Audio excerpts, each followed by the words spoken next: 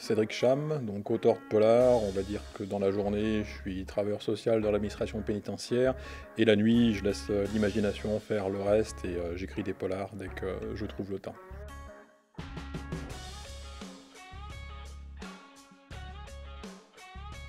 Vu la spécificité du métier que je fais, c'est quelque chose qui marque forcément déjà sur un plan personnel et qu'après c'est difficile de s'en décoller pour l'écriture et sachant que l'univers professionnel correspond aussi à ce que j'aime lire et ce que j'aime écrire en termes de polar, où une des premières leçons on va dire que j'ai apprises dans le métier que je fais, c'est que la réalité est toujours bien au-delà de la fiction. On peut avoir l'imaginaire le plus débridé, mais la réalité est toujours plus dure et plus sombre et c'est ce que j'essaye de retranscrire aussi dans les polars que j'écris.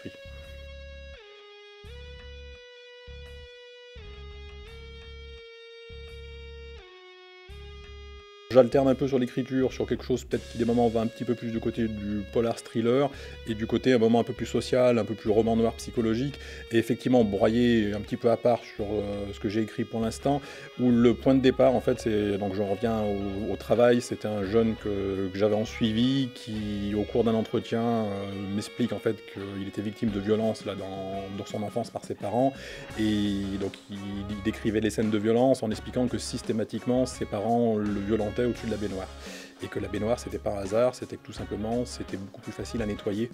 après les traces de sang, etc.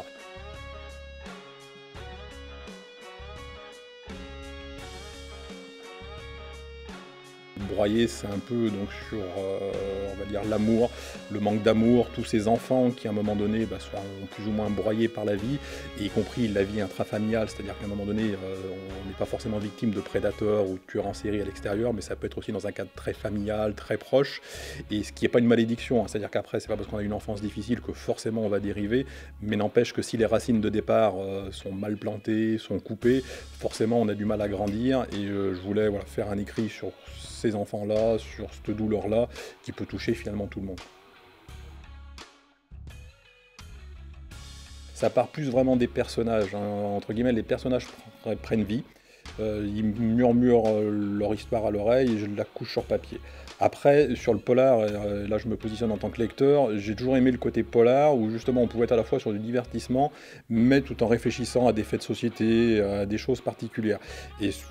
si j'ai un but effectivement à travers le polar, c'est au-delà du divertissement, c'est effectivement pouvoir aborder certains sujets, certains faits de société, certaines réalités. Donc je reviens à ce que je disais tout à l'heure, que les gens n'ont pas forcément accès là, sur le quotidien. Et oui, il y a une vraie envie à un moment donné de montrer quelque chose. Et en tout cas d'aborder une thématique particulière, sachant que pareil, toujours lié au travail, je suis très focalisé sur tout ce qui est violence. En fait, tous les polars que j'écris ont cette thématique-là en commun, qui après est déclinée de différentes façons et avec d'autres thématiques en parallèle. Mais si on prend par exemple Le fruit de mes entrailles, j'étais plus sur la violence,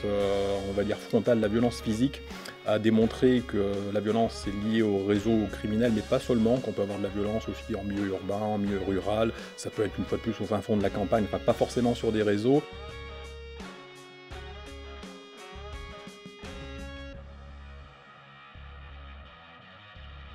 Alors l'écriture n'est pas forcément méthodique, avec une préparation très poussée, c'est-à-dire que j'écris sans plan, sans forcément beaucoup de recherche, puisque j'écris quand même beaucoup sur ce que je vois au quotidien.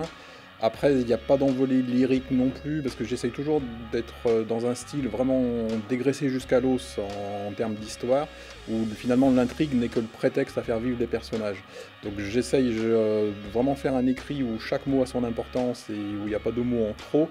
Et sur le côté,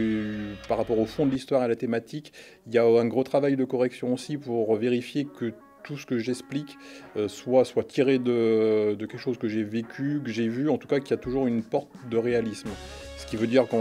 y a 95% du bouquin qui est hyper réaliste, 5% peut-être où la réalité est un peu moins poussée pour des raisons romanesques. Je prends l'exemple, hein, sur Le fruit de mes entrailles, il y a une scène d'évasion à un moment donné par rapport à un détenu. Forcément, je ne voulais pas donner non plus le manuel de comment réussir une évasion. Donc la scène est un peu moins réaliste que le reste, mais sur 95% du récit, j'essaye de faire de l'hyper réaliste